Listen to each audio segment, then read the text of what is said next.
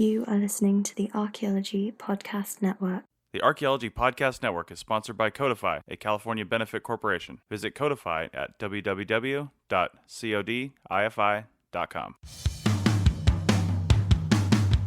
Today's episode is brought to you by Nomad, Own Less, Live More, and by Lithodomos VR, bringing archaeologically accurate 3D reconstruction of the ancient world straight to your smartphone. Hello and welcome to the Archaeotech Podcast, episode 46. I'm your host, Chris Webster, with my co-host, Chris Sims. On today's show, we talk about drones again. This time we get into gear and function. Let's get to it. All right, welcome to the show, everyone. We've got another drone podcast, and we're going to have a series of these, I'm sure, coming up. But this is another one. Our last episode, episode 44 on drones, was all about really the ethics of using drones. And we included, including the guests that we have today, we had also Sally Applin on, and she had some fantastic information and research talking about the ethics of using drones and algorithms and all kinds of good stuff. So go check out that episode. But for today, we're going to get into the gear. What kinds of drones do we have? What are we using? What are we doing? And to do that, we've got 4 Chris's and a Matthew, and we're going to introduce them right now. So we'll start with Chris Hipwood. Go ahead, Chris. Hi, Chris. Thanks for having me on the show. I'm the, I guess I kind of got a lot of titles where I'm working at, but would call me the aerial operations manager for NWB Environmental, and we do cultural resource management work. And so I'm also an archaeologist and also a GIS technician. And I'm out of San Diego, California. Oh my God. Is that a new title in archaeology? Aerial operations specialist, or let's call it aerial archaeologist? Well, yeah, I guess there's that. But I mean, I pretty much am just dealing with the UAS or drones all the time. So awesome. Handling all aspects of that, being the project manager for anything involving using drones. Mm-hmm. That's amazing. I love it. A good model for other companies to follow as well. All right, Chris Blair. Hey, Chris. Thanks for having me on again. I am the environmental GIS specialist for a company based in Louisville, Kentucky. And I'm basically the same thing, a hybrid archaeologist / GIS guy, trying to integrate and incorporate drones into my workflow, basically. Awesome. And finally, we have Matthew Whitten. Hey, Chris. Thanks for having me on. Hi, I'm Matthew Whitten. I hail out of Murfreesboro, Tennessee. I'm a grad student at Middle Tennessee State University. I'm working at 2 separate positions, one for the county as a GIS apprentice and another for the Center for Historic Preservation. I've got a few different avenues I'm pursuing. And right now, I'm just happy to be the rookie of the crew and here for another battle of Matthew and the 5 Chris's, or 4 Chris's. 4 Chris's. Nice. We'll make you an honorary Chris by the end of this. I'm sure of it. Wow, wonderful. All right. Well, like I said, this is going to be a nuts and bolts episode. So I want to talk about the types of drones that we're all using and what caused us to choose those. What kind of decision process did we go through? I want to start with Chris Hipwood because he has the most official sounding title, and I'm very intrigued by that.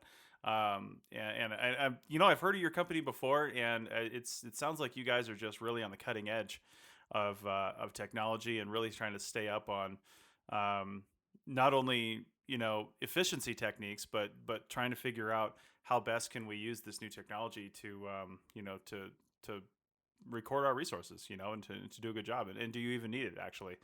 So why don't you tell us what you're currently using? Do you guys have a fleet of drones? Do you have one that you just go back to? And we'll talk about your choices for those. Yeah, we're using almost all of it. Actually, all of it is DJI, which is the dominant manufacturer in the cheaper, more commercially available drones, or consumer level, or prosumer, I guess some people would call some of them. For sure. We do have one 3D robotics Solo that we got a year ago, although that company is pretty much tanked by this point. They're actually going to like a service. In DJI, we've got a wide range of anywhere from the Phantoms, which are the smaller, the more ubiquitous one that you probably see on TV the most, the little 4-propeller quadcopter. We've got a couple versions of those. Gonna pick up the new one pretty soon, the Phantom 4 Pro, which is pretty amazing. And then we've got a DJI Inspire, also popular. That's probably more on the prosumer level, a little bit larger than the Phantom, still 4 propellers. And then we've got a DJI Matrice 100, which is Wow. pretty much an industrial version of the Inspire. It's a lot more customizable. Has a lot of ports ready to go that you can plug custom gear and sensors to.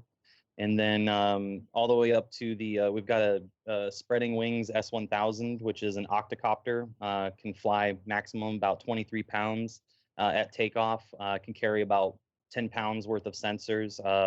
Some people put LiDAR units or bigger cameras. Probably the best thing would be to get a really high-end camera for photogrammetry and for mapping, which right now one of the dominant ones would be like the Sony cameras. Like a Sony A7 is a lot of people doing fantastic work with that camera.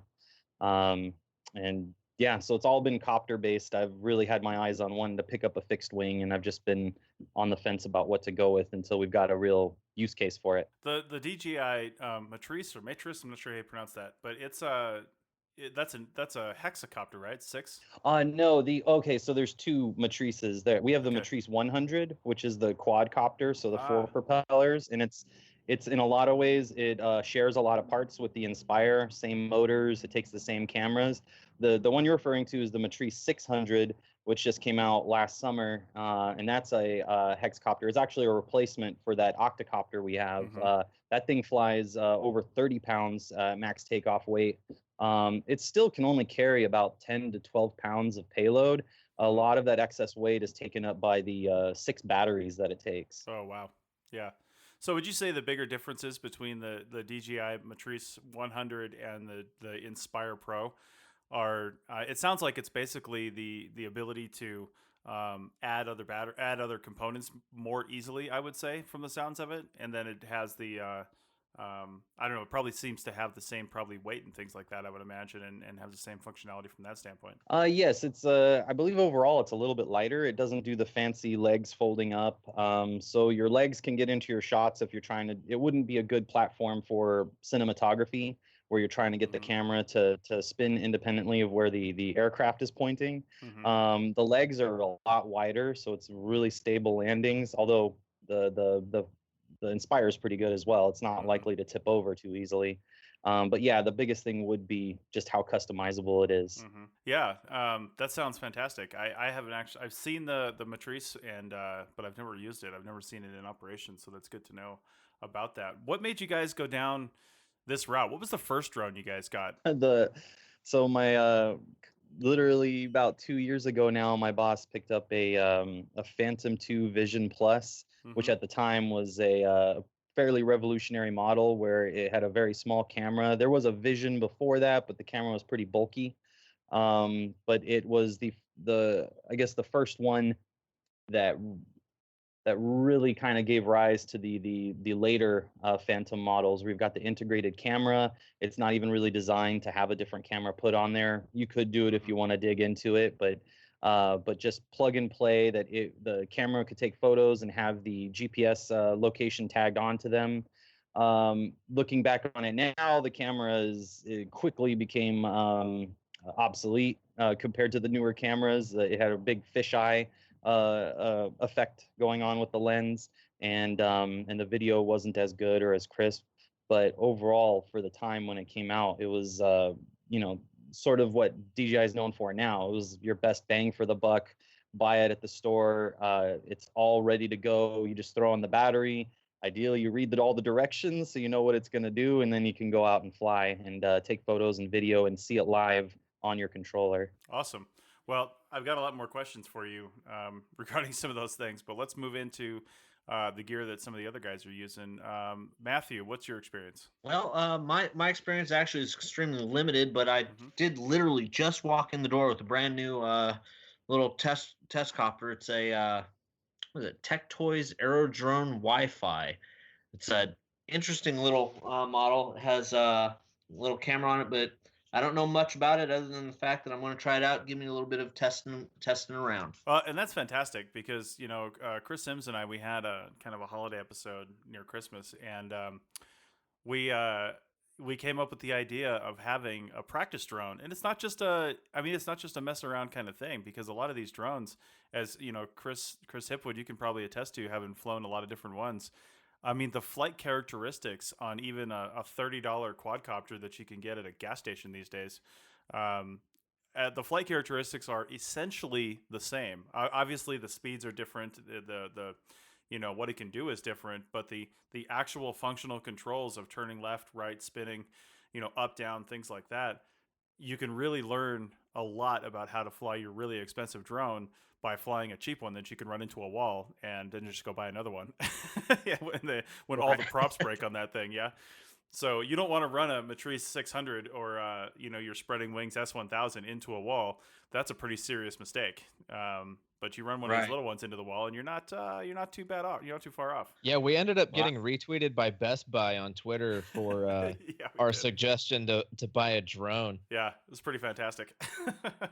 Because somebody listened to our podcast and they said, I have the ArcPod Net to blame for buying this drone as a, you know, point of sale item at Best Buy or something like that. And Best Buy retweeted it. It was pretty odd. They even commented. I can't remember what the comment was, but that was great. All right, Chris Blair, what's the tech you're using? I have used a couple of different things in the past. I just over the holidays purchased a Phantom 3 Standard.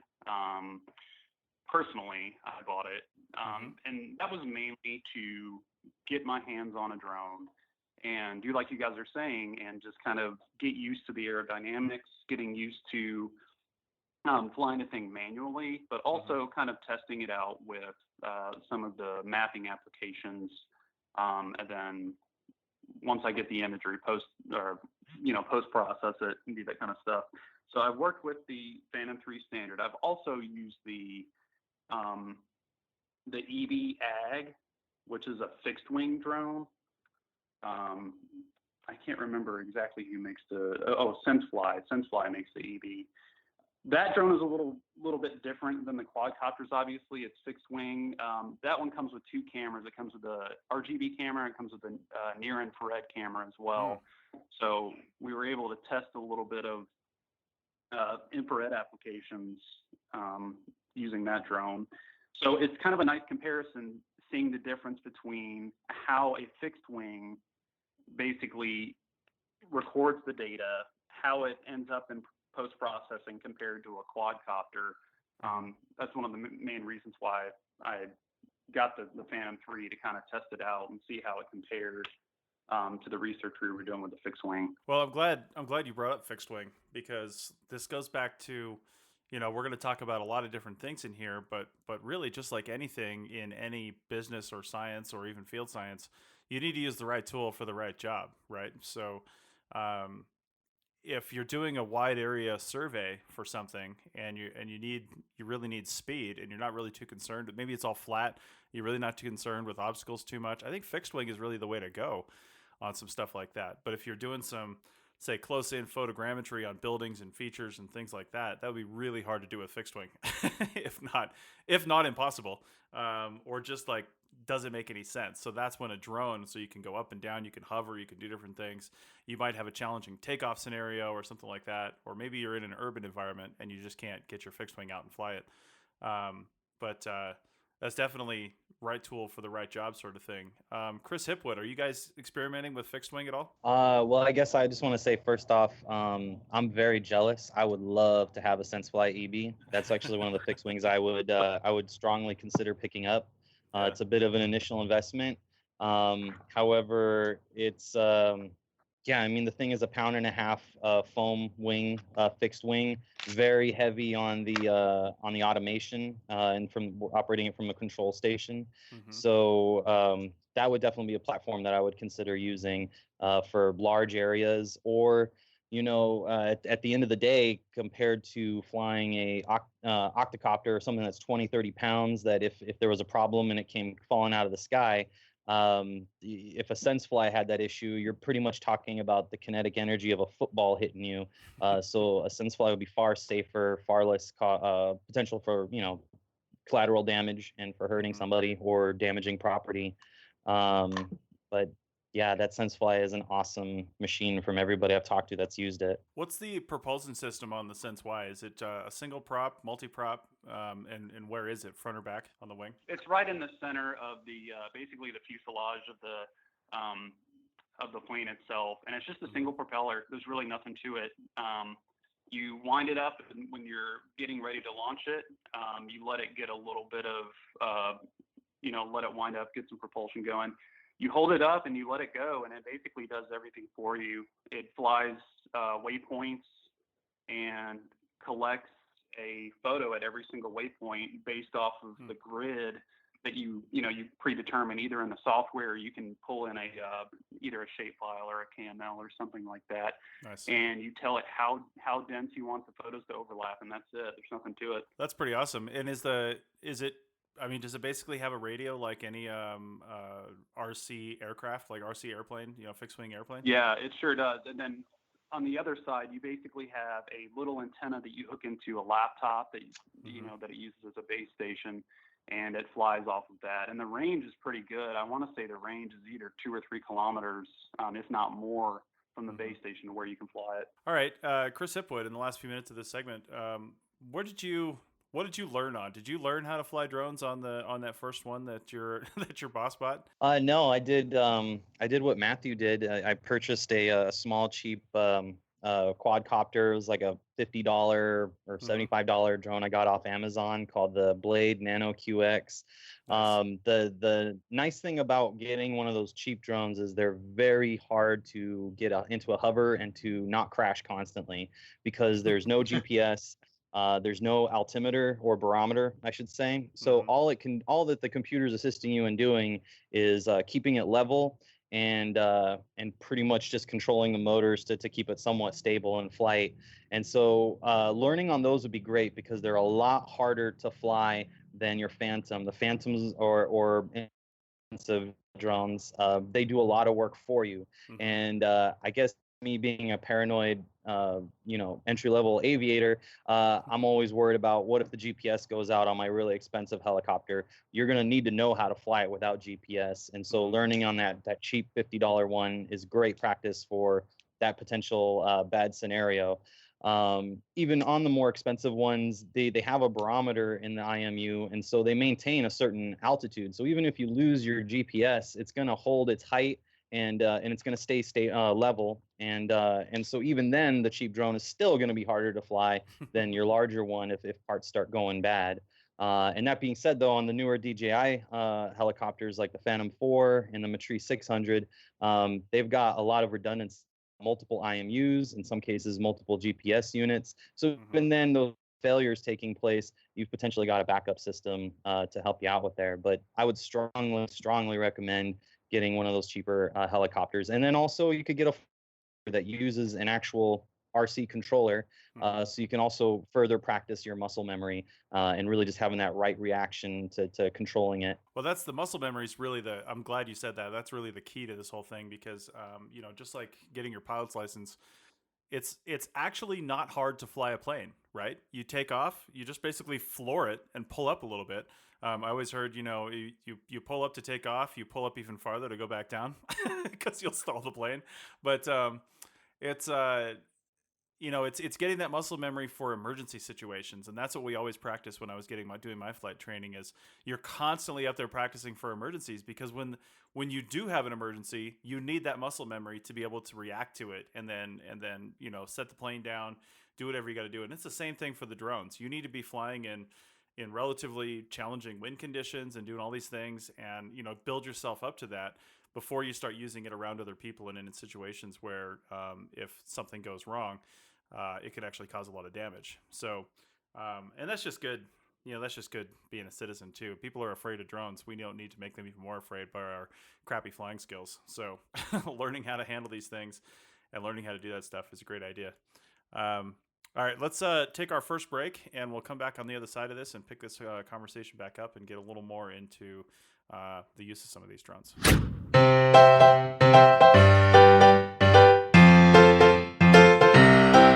Nomad is an outdoor tech company focused on one thing: owning fewer things, being resourceful, and working together. I've got a couple of Nomad products: the modern build leather strap for Apple Watch and the carabiner for iPhone. The Apple Watch strap is well built and very affordable when compared to similar products online. I've had the carabiner for over a year now, and I love it. Holds my keys and turns into an emergency lightning cable for my iPhone or iPad whenever I need it. Check out Nomad's other products at www.hellonomad.com and use the discount code APN for 20% off your order. That's www.hellonomad.com. Fulfill your minimalist mission: own less and live more with Nomad.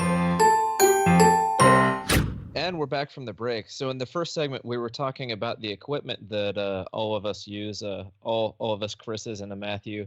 And so I've got a question for all of you, and we can go around with this. What are some of the lessons that you've learned in using drones for archaeological and environmental studies?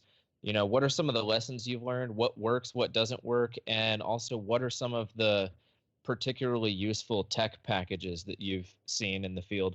Hey guys, so one of the main things that I've learned using drones, specifically in mapping archaeological sites or areas where you suspect there may be sites, is using these things in and around vegetation and the limitations of basically photogrammetry whenever there is vegetation around. So for my dissertation, or not my dissertation, my thesis rather, I'm using the SenseFly and mapping a really large, it's a 500 hectare area, basically to map out 4 or 5 archaeological sites that we suspected were located in drainage areas. And what I found basically is that drones and photogrammetry are really good for mapping areas where there's limited vegetation, where the camera can take photos of bare earth.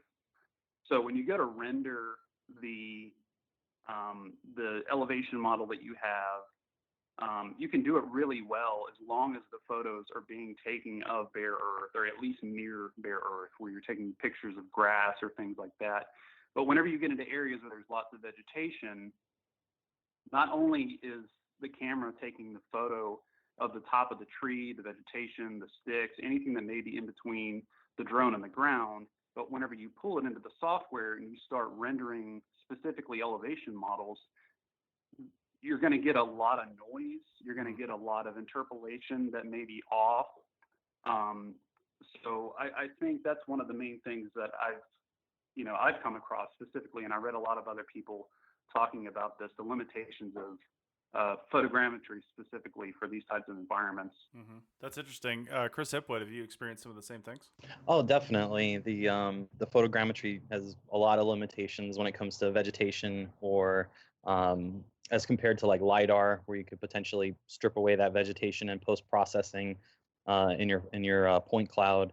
That being said, I mean, compared to what we were able to put on site records before, it's still pretty amazing. And I feel like even with given those limitations, it's a great place to start recording the way sites are now, to provide a new avenue of I guess a new model for the future, that somebody 50 years or 100 years from now could go back and see what a site looked like back in time, and especially if there had been erosion or construction or something that destroyed the site, that at least you've got some kind of 3-dimensional record of it. But there is definitely strong limitations from vegetation. And that leads into another question too. And Chris, you can continue on this, Chris Hipwood.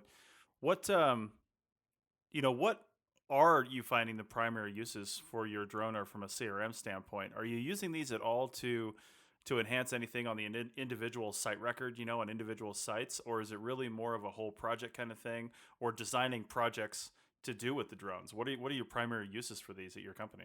Lately, it's been, like you said, exactly, trying to improve what we put into site records. In a lot of cases, we have site records from the 70s or 80s that don't even have photographs. So it's kind of nice to even just be able to add some aerial photographs.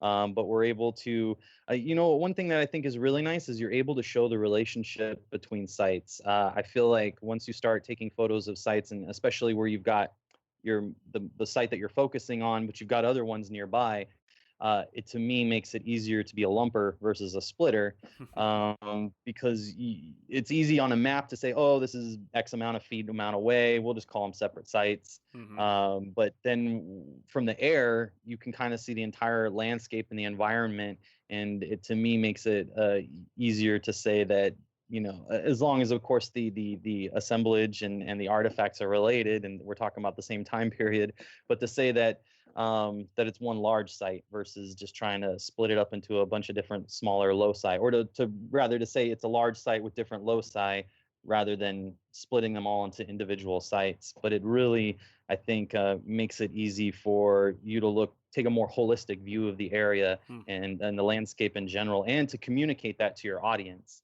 Because just some dots on a map, it's not the same as seeing the photo of let's say the valley or something that you're working in, and then to be able to show within the photo, this is where we're finding these different sites. We've got milling over here, we've got a big ceramic scatter over here, or whatever the case may be. Yeah, that's fantastic. Chris Sims, how many arguments do we have working at the China Lake Naval Weapons Center last year about, well, maybe not us specifically, but I know there were arguments on the crew when we'd have a site kind of in a deflated area, and then a small sand dune, and then another site on the other side of that, trying to make the case that even though they had the distance separation to technically make them two separate sites, there were probably things underneath that sand dune, and it was just the deflated area that was, showing the artifacts, and then, the sand dune was covering the rest of it, but there was probably one contiguous site. Seeing that from a drone would have been very illuminating, I think. Oh, exactly. We had that discussion daily and basically on every single site that we worked on, but that's not just confined to that particular cultural or environmental setting that we saw out at China Lake. I had that kind of discussion almost daily throughout the Southeast as well. Chris Blair and I had a conversation a few weeks ago. Used to work at Fort Knox. He works there now. And, I would find a massive prehistoric site and when we would go and delineate the shovel testing of it, we would have, other positive shovel tests far enough away that you could split it into a separate site. But honestly, disturbance and land use practices in between would suggest that it's one site. But that goes back to the comment that one of you guys raised earlier about lumping versus splitting. And I think that the use of drones kind of helps us be smarter about how we record. And so, it doesn't really matter what we do in the field as far as like lumping or splitting. You can like split for the ease of paperwork and management of like the tasks in the field, but then a drone and the GIS capabilities, and then whatever national register recommendation you might make afterwards, it kind of helps us inform the whole process. And that, I think, is probably one of the most, like you said, one of the most illuminating roles that drones can serve in archaeology. Yeah, absolutely. Chris Hipwood, I'm curious about your guys' use of drones for like doing overviews and having big picture views of sites. When I think of doing that, I think of places like China Lake, where we've worked, and El Centro down south, and then anywhere in the Great Basin in Nevada. A lot of the places where we have sites are a long ways away from the vehicle, right? They're a long ways away. So are you doing this on a lot of sites that you can access pretty easily, and then you're doing it later on? Or are you actually backpacking in anything and then using it like that? And then I guess if you're backpacking in, how do you deal with batteries? You guys must have spent a fortune on batteries. Yeah, we've been choosing sites that we can usually get easy access to, or just that's been what's been served to us. I mean, we're typically doing a lot of CRM work for our local utility company, so we're usually near power poles, and that's what's bringing us out in the field, and there's usually access to it. Although there are some poles that go straight up the side of a mountain, and and in those cases, the utility has to helo in or helicopter in tools and air compressors and things like that. So far we haven't had to backpack in anything, but it's definitely been in my mind. Then yes, you would need to potentially lug a lot of batteries, or you're going to have to focus on what kind of information you want to get. If it's just photography on a basic level, I would go with something very small like a DJI Mavic, which is like a pound and a half, and the batteries are very light. It'd be a lot easier to backpack in. Re- would be an issue. So you really want to ahead of time know what you want to photograph and what you want to do, because as soon as you're in the air, that battery is draining. So you don't want to spend your time once you're in the air looking around, going, maybe should I do this or that. You really want to ahead of time have a good idea of what you're trying to get. And I would also strongly suggest getting aerial scales. So we've got a big 10-foot scale that we put out. Actually, I've already got improvements I want to do on it and make it a north arrow as well. But now you can get this top-down view, and you want to give people a sense of scale with those photos. So that's additional stuff to lug in as well. Right. But then it really, once you get those photos out, I haven't really been able to, because of confidentiality, really been able to show it off too much. It just goes to our information center. And but I'm really excited to start getting a lot more of these site records to our information center. I've got actually about 7 sites on a big project that we're doing a massive update for, and yeah, I'm just waiting to get those in.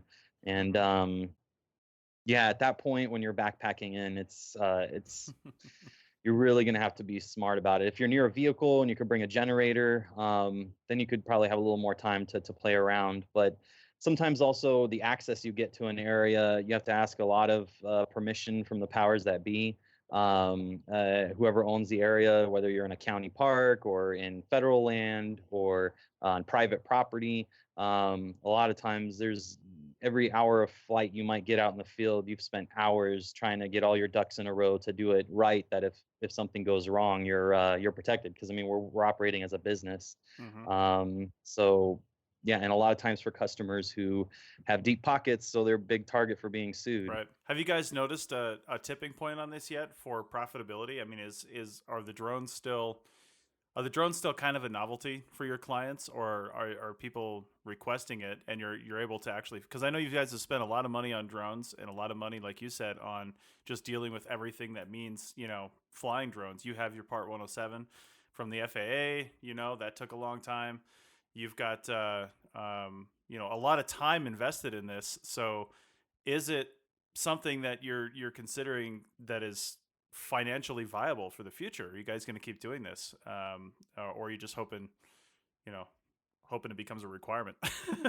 Right now it still kind of falls in the novelty area. Honestly, it seems to me that in the industry, the viability only has really come into play in the last 6 months since Part 107 came out. There's also rumors right now that there's a new set of rules coming out soon to add on and to further refine what's out there, that there's going to be a new classification system for drones. Instead of just being below 55 pounds, it's going to be based more on how much potential harm it can cause if it comes out of the sky. Right.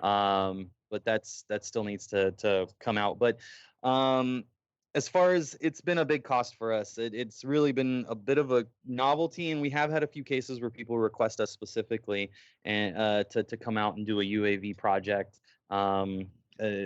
I think really 2017 is shaping up that a lot of their radar. They know it's possible. They know there's a legal pathway, and so we just hope that the coming in early and learning the game early will put us in a good position to start capturing a lot more work. Whether it's viable, I think it is viable. There's a lot of golden nuggets out there, so hopefully we've put ourselves in a position to be able to get a little bit of return on that. But definitely not there yet. I think very, very few companies are at that level yet. It's been mostly a money sink to get into the market, and to be out there as somebody who knows what they're doing at the beginning of a new technology being so wild. Yeah. Well, early adopters always pay the price, don't they? So yeah, definitely. Yeah. Chris Blair, I think I'm going to throw the same question over to you. Do you, from a business standpoint, how is this going for you guys? Is it something you're going to keep pursuing on the hopes that it becomes profitable, or is it actually profitable for you guys yet? At the moment, I think it's still sort of a novelty to companies and businesses. I've seen here and there drones integrating themselves into projects and scopes of work beforehand, and usually that has to do with a GIS or an archaeologist, somebody that's familiar with photogrammetry, kind of on the front end of things, saying, listen, we can get you more value out of your project if you let us do this. We can build in a little, a lot more information, and maybe in some cases, make the process of the project go a little quicker and a little bit more efficient. But I still think right now it's sort of it's such a new technology, and with the FAA just kind of getting their things together at the end of last year, as far as getting people licensed appropriately and getting the testing situation straightened out, I think that probably plays a part of it, or plays into this somewhat as well. So I think 2017 again it's going to be a lot better for drone use eventually in business. Nice. Okay. Chris Hipwood, one last question on your types of drones, since you guys have a pretty big fleet of drones, it sounds like. Is there one you're going to more than the others, or are you partitioning off that's different types of drones for different types of activities? Right now, it's sort of a battle between using the Phantom and the Matrice 100, which is the larger quadcopter.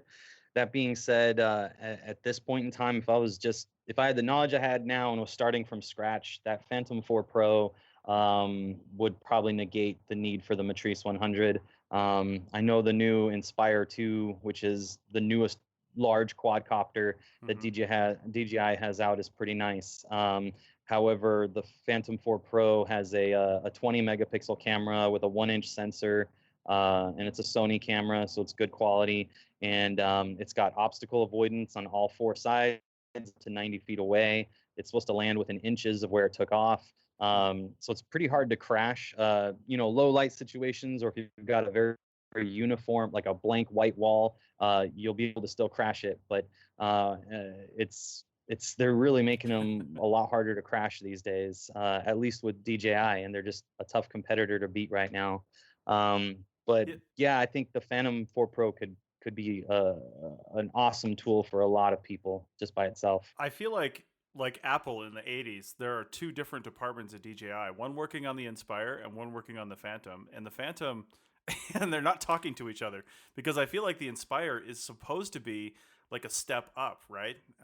But the Phantom 4 Pro, you're right. I mean, it's an amazing quadcopter, and it's really jumping itself out of the prosumer level and getting more into the pro levels, completely.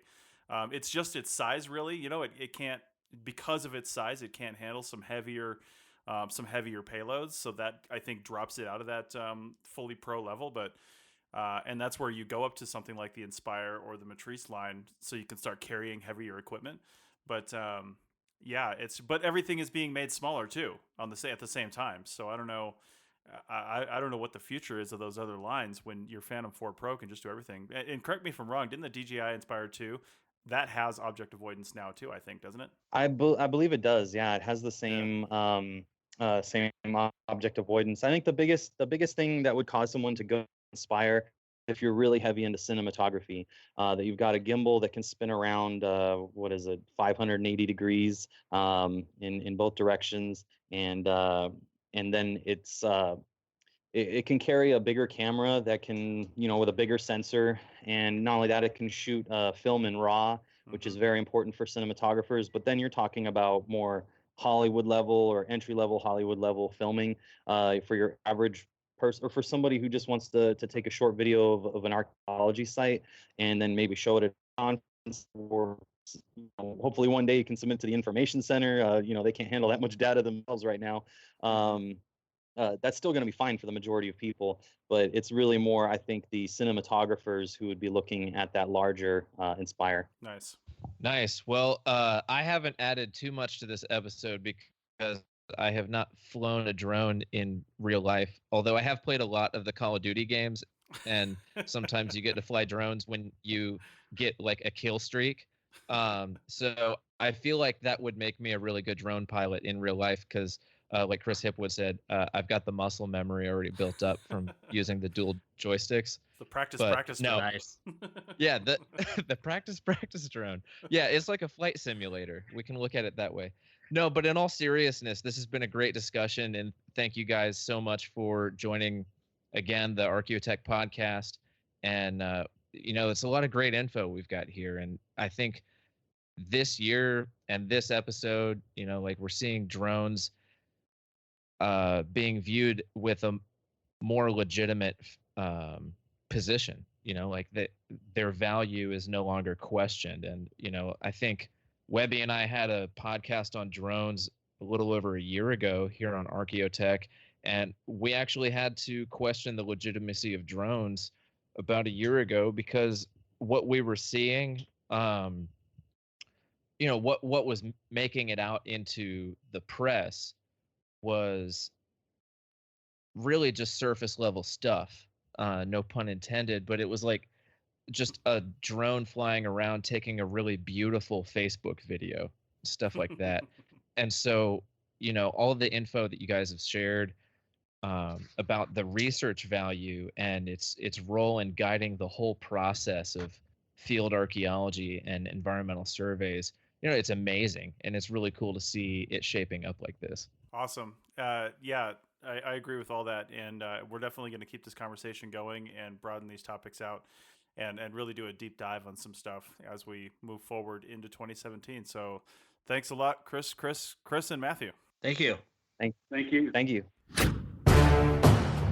Lithodomos VR is a breakthrough virtual reality company that creates archaeologically accurate 3D reconstructions of the ancient world. For just $1.99 US, you can tour ancient Jerusalem from the comfort of your own home. Using their app, available from the App Store and Google Play, and with a VR headset such as Google Cardboard, you can see ancient Jerusalem in all of its 1st century CE historically accurate glory. Lithodomos was founded by Simon Young, and he says, Lithodomos was inspired by a burning desire to travel back in time and see the ancient world firsthand. VR gave me the tools to do it. Check out Lithodomos VR at their website, www.lithodomosvr.com. That's www.lithodomosvr.com. Lithodomos is a proud sponsor of the Archaeology Podcast Network. All right. Well, we had a fantastic episode with the Chris's and Matthew on drones. And so now we're on to the App of the Day segment. And mine has nothing to do with drones unless you consider weather to be a factor in flying a drone. So it's a massive factor. Yeah, so on second thought, maybe it is useful. You can't fly drones in any sort of precipitation whatsoever. They're not sealed up most of the time. So even if it's like a little misty out or foggy, that could actually get into your drone motors and short everything out. Good grief. Well, then this is incredibly useful, drone pilots and archaeologists alike. I actually learned about this. I've been using Weather Underground on Apple, and I know they've got it for Android and whatever else too. I've been using Weather Underground for years. Even before it was an app, I preferred their website over just about any other forecast model just because their forecasts tend to be a little bit more accurate, and they use a synthesis of different prediction models. So it's pretty useful. But I actually learned about this feature from Sonia, who's on the CRM Archaeology podcast. I was working with her in Arkansas, and she pulled up the Smart Forecast feature and taught me all how to do it. And so you can set different parameters that you want. And so she set up a Smart Forecast for archaeology fieldwork that sets, you have 2 different columns for whatever parameter you select. And so there's an acceptable column and an ideal column.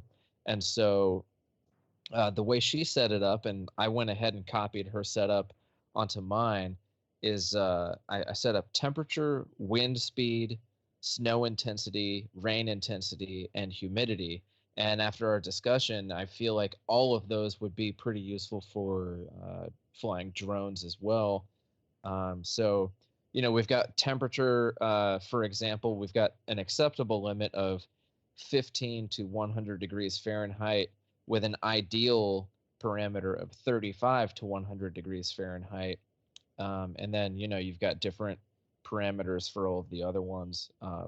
Ideally, you don't want it to be snowing or raining or really windy for a drone, but for if you're doing field work as well, those are very limiting factors. And for the the way I learned about it is we were working in the forests in the southeast, and there's a lot of dead trees around. And so on this particularly windy day, Sonia had the tolerances set so that she she could see when, and it'll show you like green and red too. So it's like if all of the tolerances are met, then it'll show you the hourly breakdown for the day where your tolerances are met. And so, we had a windy day, and branches and trees were falling and stuff like that. And so it was good that we weren't out there, because when we did return to the field the next day, it was still windy and it was still kind of sketchy, because we did see some trees and branches come down,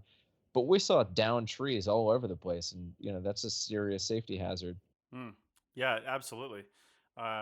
It those widowmaker trees. We used to actually we were really stupid. We used to kind of actually push those over in South Carolina, and then have the tops just break and fall on us because Yeah, don't do that. No, that's dumb. That's very dumb. But no, that's fantastic. This custom forecast. I don't know why other places don't do that, because you usually just, like when I use like the Weather Channel app or something like that, I usually just scroll to like the same thing every time that I want to see, and I've got to go find Yeah. it. And being able to just get what we want to get is pretty fantastic. Absolutely. And anybody listening to this podcast, go over to archaeologypodcastnetwork.com/archaeotech, find this episode, and I'll have screenshots posted so you can copy the same tolerances that I copied from Sonia. Super useful. You can tweak it as you see fit, but the way Sonia had me set it up was, I feel like, is pretty good no matter what your environment is. Do they give you the ability to actually export those settings at all, so you can just like airdrop them to somebody? If they do, I haven't figured it out yet. Yeah, that'd be pretty sweet if they could, because then you could share them with Yeah. your whole crew, or share them online even. I don't know if that's even possible. But yeah, so that's pretty awesome. All right, well, my app is actually drone related, and I'm hoping we haven't talked about this before. I don't think so. I didn't see it on our list. But it's called Autopilot, and it's from autoflightlogic.com. If you just try to search Autopilot in Google, you obviously get a lot of stuff that's not related to this application. So if you type in Autopilot iOS app, I think they have a yes. This does. No, actually, it doesn't look like this works on Android models. However, the system requirements here show that it does. This is okay. So first off, Autopilot. It's for flying drones. Okay, if you're flying like a DJI drone, which is mostly what these guys support, they support all the DJI series. You still turn on the drone with your DJI app, right? The DJI Go app. You still use that to kind of kick off your drone, set everything up, and then calibrate your camera, format your SD card, do whatever you've got to do. And then once you've got it all up and running, you flip over to the Autopilot app. The Autopilot will also give you all the telemetry information from your drone, like your battery, location, distance, altitude, all that stuff, and a lot of other things as well. But what this thing allows you to do is it allows you to create and save not only flight plans, but entire flight workflows, I guess you would call them. So you can, from a cinematography kind of standpoint, which is kind of what they promote this for, you can do different things. Like, I'm going to fly this course. Okay, so first off, you set this course, and you can do it with setting different waypoints, or you can simply just draw with your finger on a map and say, I want to go this way, and then it smooths out all those lines, so your crazy finger drawing isn't all jagged. But it smooths out all the lines, and then you can add different points in there. But you can say, okay, so for this, from here to here, focus the camera on this, and the camera will move as the drone's going forward. The camera will lock in on a target, and then we'll refocus to the next target, and then to go to the next target, and it will just fly this entire flight path for you. And when it's done, you can have it either hover at the end, fly it again, over and over and over again if you want for some reason, if it's like a loop, or it will just come back to its home point, waypoint 1 usually, or the actual takeoff location of the drone if that's not waypoint 1. One of the cool things we use it for is we actually use it to, when we're doing photogrammetry of like survey areas, I'll simply just draw out a whole bunch of transects that I want the drone to fly, and then I'll let the system interpret that into straight lines with curves, and I can choose the Bezier curve on that. So I can say, do I want this to be a squared off end like we walk our transects when we're actually doing survey, or do I want the drone to fly a nice curve at the end, and I can choose that as a percentage. And then I can also choose which direction my camera's facing, which direction the drone is facing as it's flying, because your drone, unlike an airplane, doesn't have to be pointing forward to fly forward. It can be pointing, one direction and flying a completely different direction. Because that's how drones work. And then your camera's pointing a third direction, so you can really get crazy with it. But the autopilot software, it'll take as an input also KML files, which you can export. You can export like a shape of you can create your transect, say in ArcGIS if you want, and some other information. Export that as a KML file and import that straight into Autopilot, and then save it in there for future use. So you could create all your flight transects prior to ever going into the field, which is probably the smart way to do it to begin with. Yeah, that's incredible. So Yeah. I mean, it takes a lot of I don't know. It takes a lot of the guesswork and all that out of actually flying the drone if you've got it all set up ahead of time. Yeah, it's super easy. The app is a little intimidating at first, and it helps to look through their videos because there's a lot of stuff in there, and it helps to really dig into it on the videos and understand what its capabilities are. But aside from that, once you do figure it out, you can set up a new flight path super fast, and just work it. Well, here's a dumb question. Like I mentioned earlier at the closing of the show, I have not flown a drone, but if you've got an app like this set up with your drone, do you even need to be that good of a pilot to fly the drone, or can it just Well, kind of do it by itself? Yes, but then a very resounding no, and I'll tell you why. Um, in certain circumstances, if you're out on flat ground, and you're just like there's no obstructions, there's no trees, there's no anything, then sure, you can try a flight path, and if it doesn't work out, if it looks like the drone's just going off on its own, then you can cancel it with no problem, fly back, figure out what you did wrong. Maybe it was the wrong orientation. Maybe your waypoint 1 is out in another city and you didn't realize it. Your scale's all off. I don't know. But let me give you a scenario. So one of the first times I used this software was we were trying to do transects parallel to a sloping basalt outcrop landform. So we were at the bottom of the hill, and we wanted to go from the top of the hill following parallel along, and then as each transect got closer to us, the drone would drop in altitude a little bit, right? So we set it at a constant altitude, and what I did was I drew out the transects, and waypoint 1 was not at the low end where we were. Waypoint 1 was up and to the right, like at the very top of the hill. Probably at the top of the hill was probably in an altitude about 50 feet over our heads, so the drone was going to be about 100 feet over our heads in total, because I think it's about 50 feet off the ground. Well, the minute I hit engage for this thing, the drone practically flew right into the hill, because what I hadn't accounted for was the drone's own GPS wasn't apparently working very well. And one of the things it does is it uses look down radar to figure out how far it is off the ground, right? Not just GPS, but actual radar to figure out how far it is off the ground. And when it tilted forward at a high rate of speed to get to waypoint 1, I mean, it was just hauling ass to waypoint 1. I'm not sure what determines that speed, because you can determine the transect speed, but it just like took off like a bat out of hell to go to waypoint 1. And because it was tilted forward, its radar was looking actually down and back and not actually straight down at the hill. And it practically flew itself into a basalt outcrop, and all that happened in a span of about 3 seconds. And I had to have my finger on the kill switch and then take over that drone's flying operations immediately so it didn't crash into a boulder. And Wow, so you cannot panic. You've got to be ready to act quickly upon that. Yes. And that's why after that, because I downloaded that application because we wanted to do that, and then after that, I've got a huge sports complex about a mile from me, and I go early in the morning sometimes when nobody's over there, and I'll go out onto the 3 soccer fields that are right next to each other. And there's huge, like 200-foot tall light poles, but they're on the very edges. So I have that whole soccer field area when nobody's on it to practice in a nice, safe, open environment, which is what I would recommend to everyone. Try not to go to a park or something like that, because parks always have people and they always have regulations. Try to go to somewhere open, preferably out in the middle of nowhere, some public land or something like that.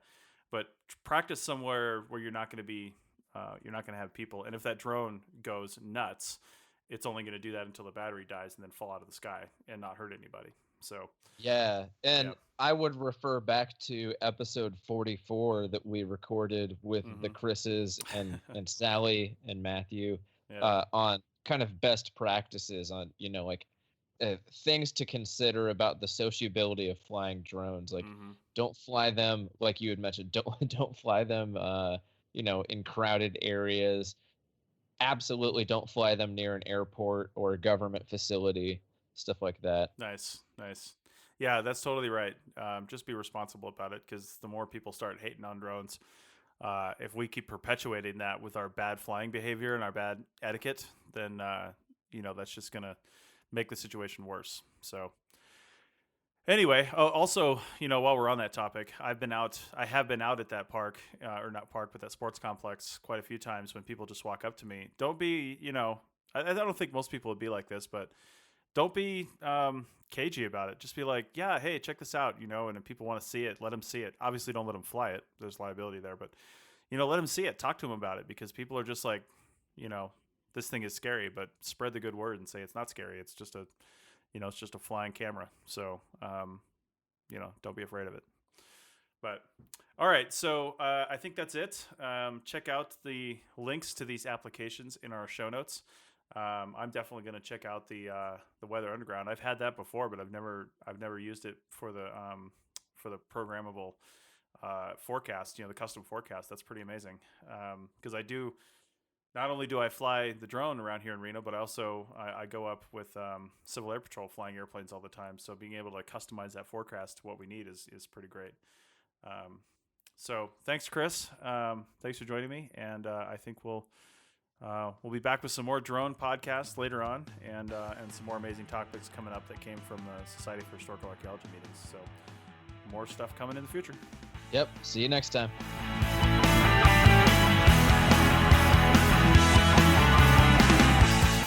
That's it for another episode of the Archaeotech Podcast. Links to some of the items mentioned on the show are in the show notes for this podcast, which can be found at www.archaeologypodcastnetwork.com/archaeotech. If you like the show and want to comment, please do. You can leave comments about this or any other episode on the website or on the iTunes page for this episode. You can also email us at chris@archaeologypodcastnetwork.com or use the contact form on the podcast webpage. If you'd like us to answer a question on a future episode, email us. Use the contact form on the website or tweet your questions with the hashtag Archaeotech or tag @ArchPodNet in your tweet. Please share the link to this show wherever you saw it. If you'd like to subscribe to this podcast, you can do so on iTunes or on Stitcher Radio. You can also type the name of the podcast into your favorite podcasting app and subscribe that way. Don't forget to go over to iTunes and leave a review of the show. It helps us get noticed so more people can find our podcast and benefit from the content. Also, send us show suggestions and interview suggestions. We want this to be a resource for field technicians everywhere, and we want to know what you want to know about. This show is produced by Chris Webster and Tristan Boyle, and was edited by Chris Webster.